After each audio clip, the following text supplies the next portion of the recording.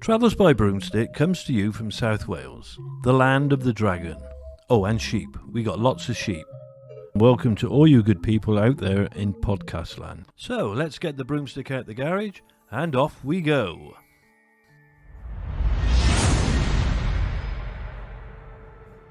Today we're in Bath, which is in Somerset, England. We're in Bath today to visit Mary Shelley's House of Frankenstein. House of Frankenstein. That sounds exciting. It's very exciting. The House of Frankenstein was created during the pandemic and opened its doors on July 19th, 2021. Right in the middle of the pandemic. It has won many prestigious awards and has welcomed over 40,000 visitors from all over the world. 40,000? That's quite a lot in a few years, isn't it? From outside, it looks pretty much the same as everywhere else. In the street, it's a 3-storey townhouse, fairly typical of the centre of Bath, and made of Bath stone. And there's a lady outside in period costume, so I guess she's beckoning us in, so let's go. So, they tell us it's an immersive, multi-sensory museum all about the tragic life of Mary Shelley, and is a celebration of all things Frankenstein. It even has an escape room, along with a body in a suitcase game. This body in a suitcase game sounds very exciting to me. How does it work? You have just 45 minutes to solve the riddle and identify who lies within and why. It's suitable for groups up to 6 people, and it'll have you in stitches, I'm sure. Oh, that's enough of the jokes, I think. Very shocking. So as we enter the building, we've got the reception areas on the right, and the sound system is going nuts. There's a lot of loud noises, groans and all sorts of things. Very atmospheric, very scary. And we're going to go up to the first floor now. Just before we go upstairs, I have to mention that there's a nice gift shop on the lower floor. Lots of memorabilia and things that you can purchase. T-shirts, etc. All looks very good to me. Loves the gift shop, I do. Yes, don't we know it? Extending over 4 atmospheric floors, it is an electrifying experience filled with unusual artifacts, a strange and ominous soundtrack, special effects including scents, sounds and lights. The rooms are beautifully decorated, they're themed, and in one of the rooms, in the laboratory, there is apparently an 8-foot-tall replica of the creature as described by Victor Frankenstein in Mary Shelley's book. 8 foot? That is tall. Okay, how long does it take to get round this place? I'm feeling very uncomfortable here. It takes about an hour to an hour and a half to walk around and enjoy the museum, and if you are brave enough, you can even visit the basement, but more on that later. Well, you said the decor was good. It looks like the house has been abandoned for about 200 years. I really like it. So since you're feeling brave, I'll follow you. Let's get up the stairs. See, now you're hanging back. You've let me go in front again, haven't you? So as we go into the first room, and it's basically about Mary Shelley's life and background. Her name was Mary Wollstonecraft Shelley. She was an English novelist and is most famous for writing the Gothic novel Frankenstein.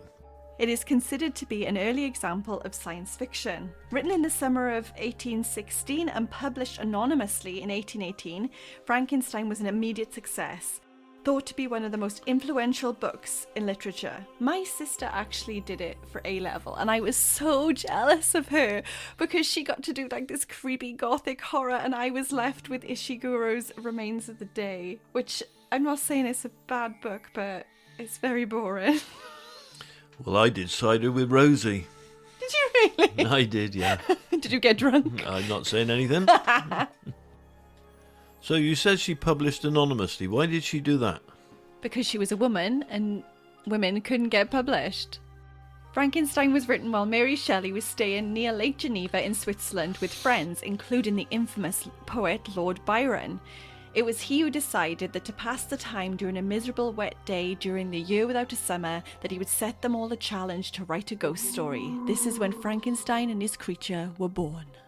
So, the year without a summer was 1816, and if I'm not mistaken, that was due to a volcanic eruption in 1815, and I think it was the 10th of April 1815, Mount Tambora in Indonesia erupted. This caused a huge volcanic cloud, which caused temperatures to drop, and the following year, in 1816, the summer was really bad. Not much sunshine, very dull, lots of rain. So I'm thinking that the dark atmosphere and dreary outlook had a reflection on her state of mind when she was authoring the book, and is reflected in the book. So the reason this is in Bath is she wrote most of the novel at 5 Abbey Churchyard in Bath, which is near the pump rooms.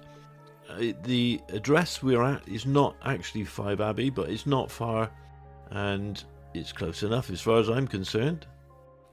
So for those of you who don't know, the book Frankenstein tells the story of Dr. Victor Frankenstein, a Swiss student of natural science who creates an artificial man from pieces of corpses and brings the creature back to life.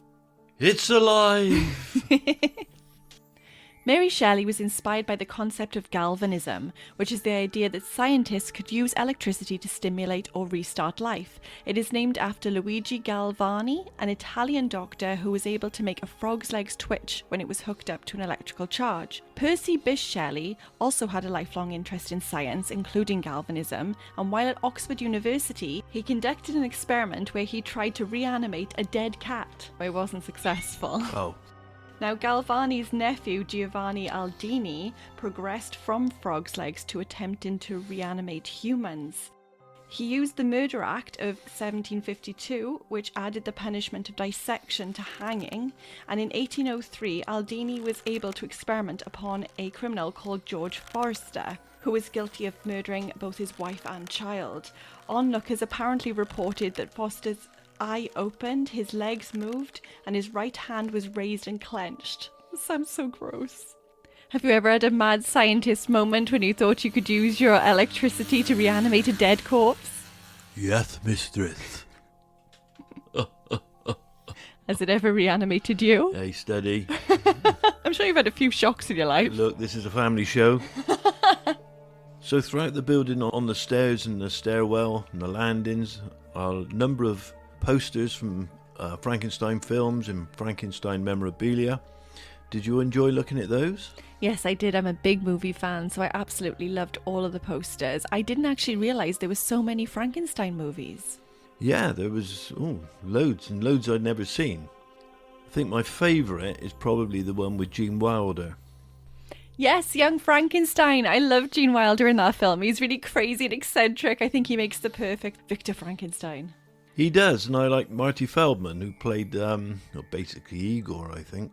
Did you know that Igor wasn't in the books? There was no Igor character.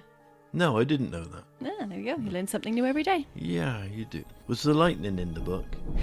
I'm sure there was a lot of thunder and lightning in the book. The thing I find really interesting is the way that Frankenstein is portrayed in the films that is so different from the way Mary Shelley wrote Frankenstein, as in the monster, not Frankenstein himself. Well, we'll see the monster later on. I'm expecting something very big, very green, with a flat head, nuts and bolts through the neck, that kind of thing. Is that not so? No, the way Boris Karloff originally did it in Frankenstein in 1931 is completely different from how he is written. Mary Shelley described Frankenstein's monster as an 8-foot-tall creature of hideous contrasts. In the book it states, "His limbs were in proportion, and I had selected his features as beautiful. Beautiful, great God, his yellow skin scarcely covered the work of muscles and arteries beneath. His hair was of a lustrous black and flowing, his teeth of a pearly whiteness, but these luxuriances only formed a more horrid contrast with his watery eyes that seemed almost of the same colour of his dun white sockets in which they were set, his shrivelled complexion and straight black lips." So he wasn't green at all. He was just kind of yellowy. No green. It's a bit of a disappointment, really. It is, really, because, That's how he's shown in popular culture. Kermit-wise. So what was his name then? He was just called the Creature. The Creature? Yeah, Mary Shelley didn't give him a name. Everybody assumes that his name is Frankenstein, and when you talk about Frankenstein's monster, you say Frankenstein. But he actually didn't have a name. He was only ever called the Creature, and sometimes he's called Adam in films. So referencing the Christian belief in Adam and Eve, I guess. Yeah, that's right. Speaking of films as well, did you know that there's a movie called The House of Frankenstein, which I'm sure this is named after? I did know that, yes. And this is the House of Frankenstein, as you say. Yeah, but there's also some other really crazy titles of movies to do with Frankenstein, like there's The Ghost of Frankenstein, Frankenstein Meets the Werewolf Man, and The Curse of Frankenstein with Christopher Lee. Yeah, I like Christopher Lee. And there was the Bride of Frankenstein. Let's not forget he was wedded. He was. As we enter the Mary Shelley Origins room, we're greeted with a cacophony of noise and a very steampunk kind of environment. Lots of pipe work and stuff like that. And in the middle of this room, there is a galvanic oscillator, which we're going to have a go on in a minute. And one of the features of this room is a disembodied brain mounted in one of the walls, which is all illuminated scarily. It looks so creepy. It does, and there's all sorts of flashing electrical bits and pieces in glass windows and stuff sort of scattered everywhere. And then we walk through the next doorway, which is got lace curtains coming down from it, and we actually go into the Phantasmagoria room. Yes, did you know that Mary and Percy Shelley used to go to Phantasmagoria performances? I didn't know. Do you know what a Phantasmagoria performance is? I don't. Tell me. Okay, so it's a form of horror theatre that uses mirrors. It's like an early form of a projector, and it projects frightening images, usually on things like a semi-transparent screen or something like that, and it makes it look like there's a ghost just floating around in the middle of the stage. So people used to come to these performances to see like skeletons and ghosts and all these things, but the main use of Phantasmagoria was in seances. Yeah, I was going to say that reminds me of the old seances and trickery that went on. The Victorians liked their seances and things like that, didn't they? They did. They were obsessed by death. They used to con a lot of people out of money doing all the seances. Yeah, it was all sorts of trickery and table raising. So we're just entering into the publication room, which is basically about the publication of the book. We've covered that previously. And from there we go into the morning room. The morning room is decorated mainly in black and white, and there's a lot of skeletal imagery, there's crying sounds, and you can really feel Mary's depression in this room. It's a very obviously sad room because it's the morning room, which covers the death of Mary's children and her husband, Percy Bysshe Shelley, as he drowned at sea.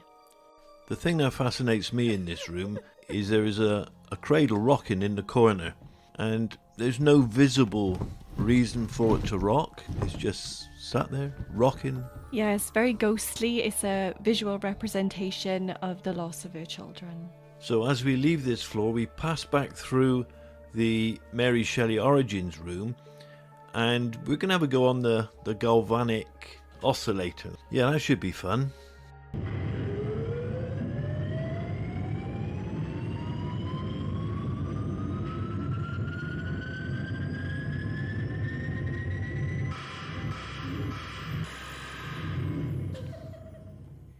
The next room we're going into is called the theatre room, and this room describes the first theatrical production of Mary's novel, which was called Presumption, or The Fate of Frankenstein, in 1823. The theatre production included music, songs, and unlike the novel, it actually is seen through the eyes of a new character called Fritz, which is a devoted assistant who later became the ego character. Proceeding on to the laboratory, we go through a doorway, basically with strips of flesh hanging as a blind to the doorway. And as we go in, there are lots and lots of test tubes in glassware, body parts in bottles, pickled, I don't know what they are, in salt brine. It's starting to be very scary now. It is scary, and I will say that the monster is incredibly impressive. It is. It dominates the room, doesn't it? It's an animated statue, 8 foot tall. It's life size to the book. It's huge, and it's actually looking at me. As soon as you walk in, the eyes of the creature immediately connect with yours, and then they seem to follow you around the room. It's just, It's amazing, really. The effects team have done an amazing job putting this together. They have. It's absolutely stunning. It's worth the entrance fee just to come in this room, I think. I totally agree, and it's a beautiful room. It's creepy, but it's beautiful. The colours, there's pinks and blues and greens, and it's all like neon lighting. You can see the electrical generator type thing in the corner. An electrical generator type thing. Well, I'm not the electrician. You are. I've got to say that the lighting effects throughout this building are absolutely stunning. Yeah, I totally agree. I think that every room we've been in has just been so beautifully decorated and so well done. It really gives you a sense of atmosphere. Yeah, it's amazing. It's very good. We're going on now to the popular cultural room. This room is split into two sections. The first section is all about Frankenstein in film and television, which includes one of my favourite TV series, is The Munsters. Oh, I like The Munsters. It just makes me so happy. Yeah, and then the other room is all about merchandise, anything to do with Frankenstein's. They have a pinball machine, they have masks, they have a cookie jar, they have rubber ducks, they have Frankenbear. They have the Frankenbear. Yes, I love the Frankenbear. It is so cute. Oh my goodness. Yeah, we've got lots of magazine covers with Frankenstein references, Frankenstein ducks, but we've got Frankenstein's wife ducky as well, which is The Bride of Frankenstein's Duck.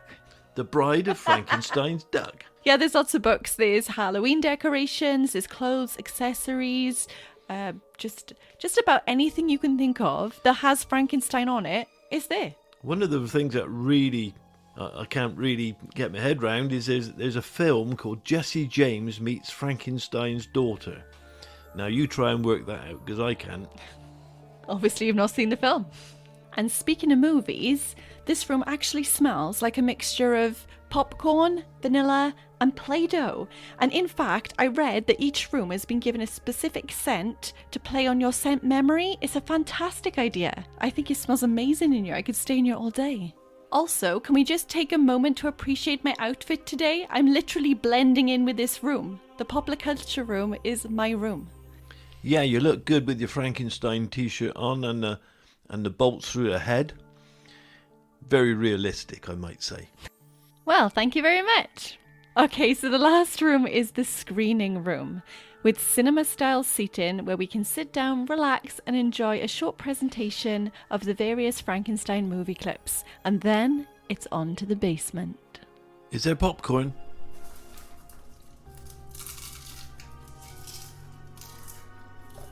We've 3 floors to descend to the ground level before we go down into the basement. Now the basement is a bit spooky, so I'm told. So I'm opening the door into the basement area, and all I can see is the top of a set of steps going down into the basement. It's very dark. Nobody can see me, and I can't see anybody. It's slightly illuminated in blue when your eyes get used to it. And the first thing you do is you walk through a doorway with flesh hanging from the top of it. There are dark passageways which lead you through a maze of twisted metal, morgue-like doors and creepy passageways, where the sounds of zapping electricity and torturous screams can be heard. This seems like there's no escape as you grope your way through the endless darkness. Then suddenly you emerge in the treatment room, revealing an experiment of a truly terrifying creature. You hear footsteps behind you, and then it's your turn. So the basement experience is a must. We're not going to say too much about it. It's something you need to do. Make it part of your journey. Following that experience, we're off to Bloody Mary's bar. We need a bit of a stiffener, I think, after that. I definitely need to steady my nerves. That was terrifying.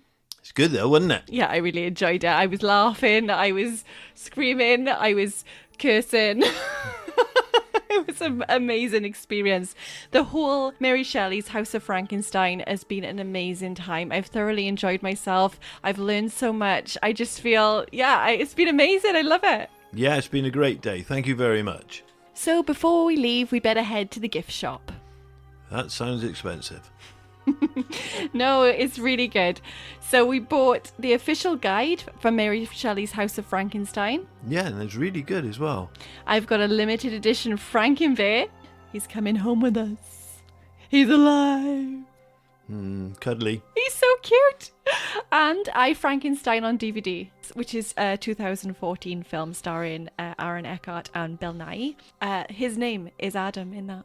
Oh, well, we've not watched that one yet. We haven't. I'm so excited to watch it. I can't believe I haven't seen it either because it's such an old film now. Well, I look forward to that.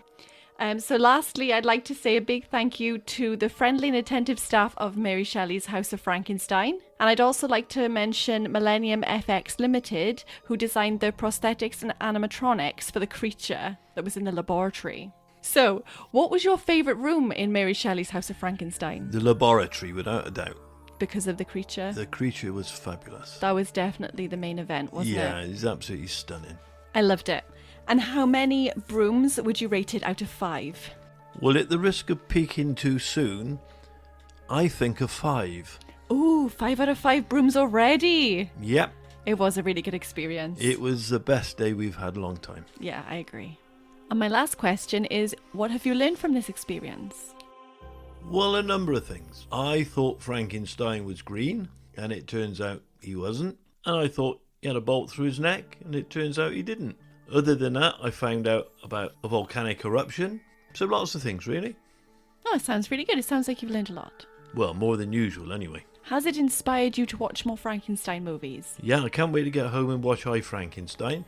And would you buy Mary Shelley's Frankenstein to read? Yeah, I guess I would. Yeah, I definitely want to read it all again and see how the life of Mary Shelley and all the tragedy that surrounded her impacted the book. Yeah, very happy that, I would imagine. To summarise, I'd like to thank everybody at the House of Frankenstein in Bath. They gave us a very, very good day, and I would recommend anybody to go there. So thank you again. I hope you've all had a magical time. If you would like to get in touch with the House of Frankenstein, you can visit their website, which is www.houseoffrankenstein.com. You can visit their Instagram page at houseoffrankenstein_Bath. And just a reminder that you can buy a ticket to go to the museum, which includes the basement area, or you can book to do the escape room or the body in a suitcase. You can also book them for events and parties, and you can also book out Bloody Mary's bar as well. That concludes this edition of Travels by Broomstick, which is available to you on all places good podcasts can be found. Please rate, follow, turn on episode notifications, like, subscribe, and hit that bell and all those good things. If you go to Instagram on travels_by_broomstick, you can comment where you'd like us to go next. And we'll see you in the next episode of Travels by Broomstick. I hope you've had a magical time.